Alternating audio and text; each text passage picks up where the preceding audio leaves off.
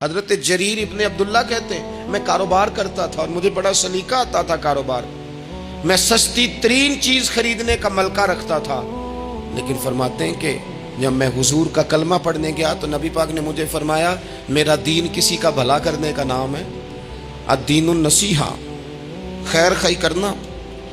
فرماتے ہیں پھر میں نے نصیحت کو پلے باندھا، ایک آدمی سے گھوڑا خریدا 300 دینار کا، گھوڑے کو پکڑ کے میں نے جب تھوڑا آگے چلایا تو وہ تو بڑا نرم مزاج تھا، پنجابی چاکھی دا ساؤ ہے بڑا، میں نے کہا یہ تو گھر میں بھی رکھا جا سکتا ہے، یہ تو 400 کا ہے۔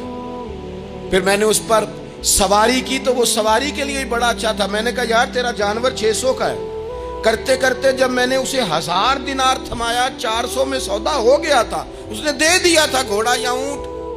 کہتے ہیں وہ شخص میری طرف دیکھ کے حیران ہو کے کہنے لگا جریر تو پہلے بھی آتا ہے، یہ تجھے کیا ہوا؟ تو حضرت جریر کہتے ہیں میں نے اسے کہا پہلے جریر آتا تھا، اب وہ والا جریر ہے جس نے مدینے والے کا کلمہ پڑھا ہے۔ کنتم خیر امت، ان کا ٹائٹل ہے میرے پاس۔